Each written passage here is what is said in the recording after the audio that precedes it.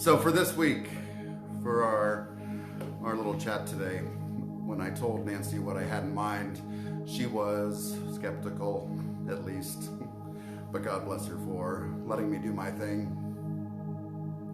I really didn't know what to do at first. We had planned to sing, to do an upbeat song on Epiphany, to celebrate the end of Christmas, and to keep joy in our hearts. And of course, that was the day of mayhem in D.C. Nancy didn't feel comfortable performing, and I totally agreed. And today is the same. I didn't want to have to talk about peace and unity again. But we can't not address the turmoil that surrounds us. And I don't know how to tell everyone to have patience and faith. We've talked about hope and assurance, and it's going to be okay. And I still believe it. But it's a little hard to swallow right now. And I didn't think we could gloss over it. Let's just forget about all that and focus on what's good. No longer. That mindset has only worsened the situation, and it's what we're going to talk about today. So Jesse Campbell tells the story of a pastor who was preaching on Christmas Eve, and at some point the pastor noticed that most of the congregation weren't looking at him. He wondered what was up. They seemed to be looking behind him, and then they got some funny looks on their faces, turning into scared, horrified. The pastor wondered what was going on, or what he may have said to offend them.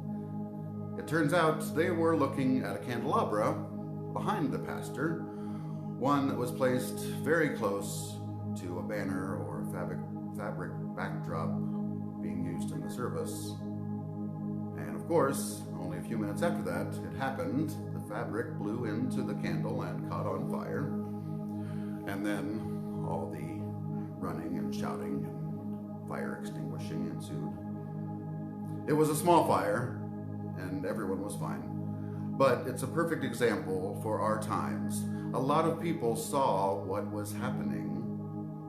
They all knew the inevitable outcome, and no one did anything about it.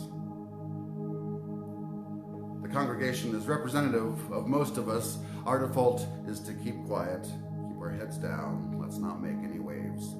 And I am totally the same.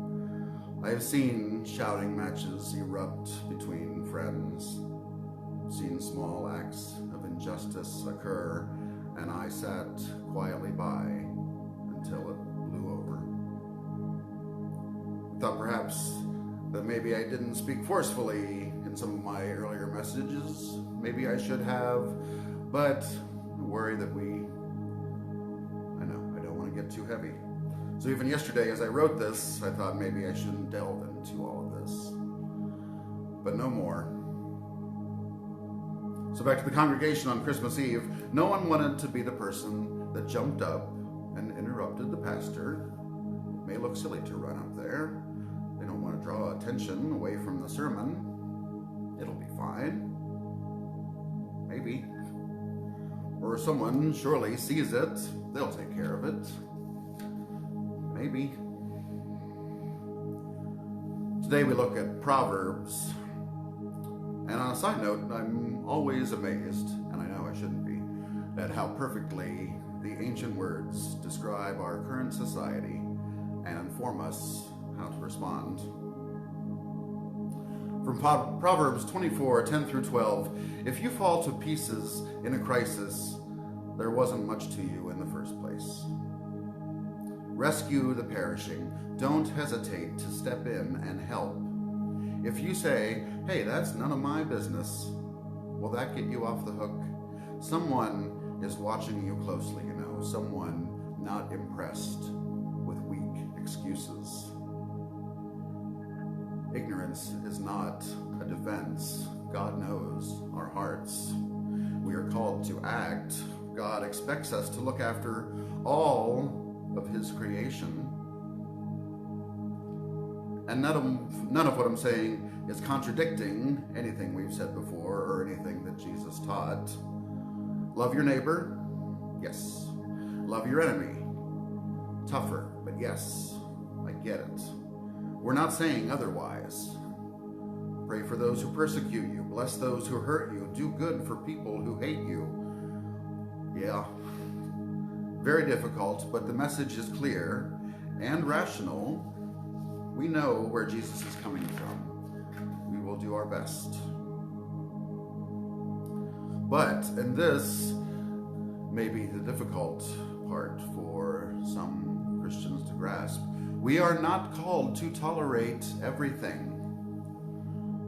Philosopher Karl Popper talks about the paradox of tolerance. If we tolerate those people who are openly intolerant, the tolerant will be destroyed and tolerance with them.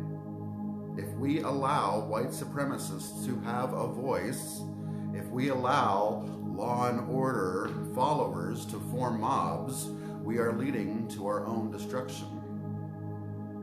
And this isn't merely a philosophical theory. It was put into practice last week. The patriots who hid behind the Bill of Rights attacked our Capitol. The protesters who were so worked up that we needed a Blue Lives Matter campaign turned on their own,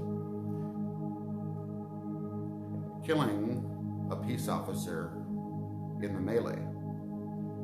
So no more. The only way to end hateful and violent behavior is to stop it every time. City managers and police officers and business owners have found that the best way to stop graffiti is to paint over it as soon as it happens. Fix broken windows. So yes, they'll deface your freshly painted wall again. They will break the windows. But you'll paint over it again, fix them again, and soon the offenders realize it isn't worth their time. So I'm not naive. I know this sounds far too simple for our greater problem. But it is a start. So from now on, when we hear hate speech, we must speak louder. Where there is violence, there must be counteraction and consequences. Still in Proverbs 24, now verses 23 through 25, it's wrong, very wrong, to go along with injustice. Whoever whitewashes the wicked gets a black mark in the history books, but whoever exposes the wicked will be thanked and rewarded. We will not allow hateful rhetoric. We cannot overlook crimes anymore. Our tolerating these actions led to the violence on Wednesday. I am glad that YouTube and Facebook and Twitter and others have finally decided to crack down on hate speech and violent users. It was the right thing to do, and it should have been done years ago.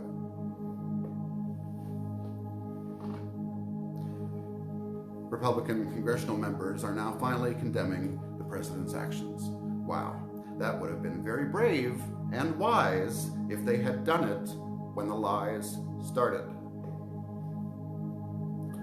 They should not be allowed to go along for the ride, watching hate fester until it finally suits them to speak up. If you're still with me, thank you.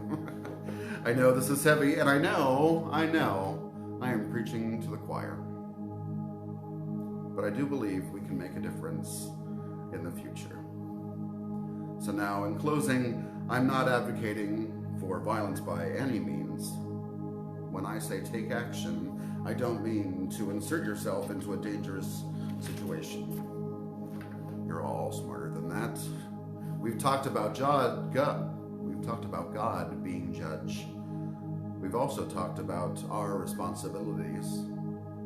God calls us to love and to accept. But the Bible does not say that we should allow or tolerate evil. We are actively called to fight against it. In Romans overcome evil with good, and also hate what is evil.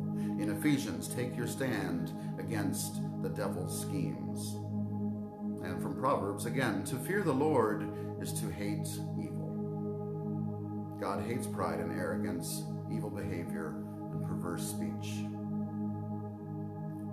Or perhaps Edmund Burke states it best in his famous quote, "The only thing necessary for the triumph of evil is for good men to do nothing."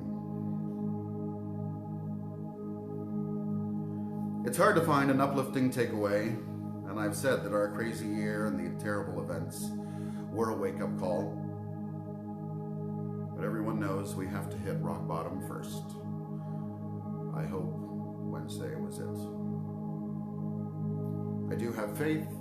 I believe God will protect us. I pray there is meaning to all this madness. I hope that we are beginning a new era. But it does begin with us. So I ask you to take action, whatever that may be. If you are a writer, send out the word. If rallies and protests are your thing, make your voices heard. Contact your representatives in the local, state, and national government.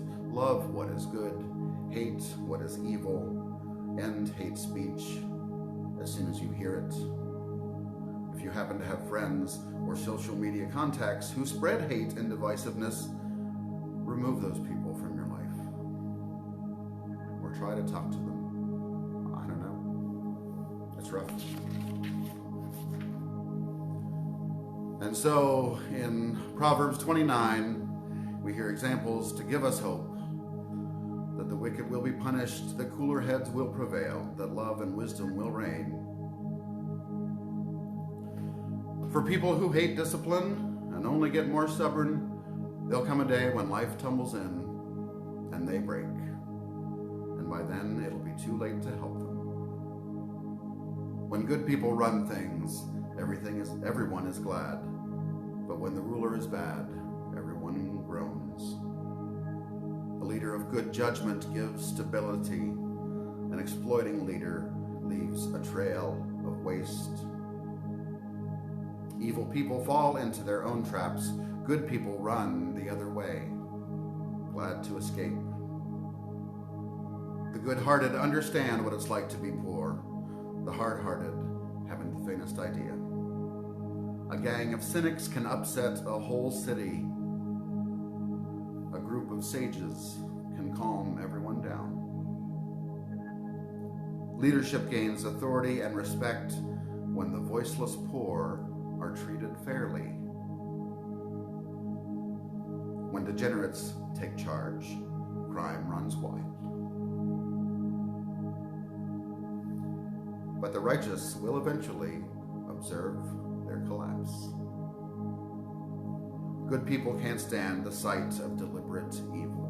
The wicked can't stand the sight of well-chosen goodness.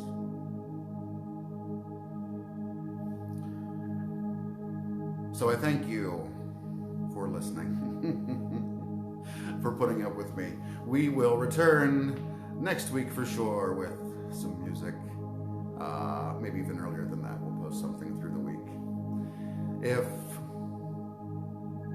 If you think this could help someone to open their minds, to open their hearts, then please share this link. We appreciate your support through this whole year. And remember, it's not enough to do nothing. It's time for us to do something. Amen. Hi, this is Joel from Rocks Cry Out. Thank you very much for watching. If you liked what you saw, then please click like. If you think a friend would enjoy it, then please share the link.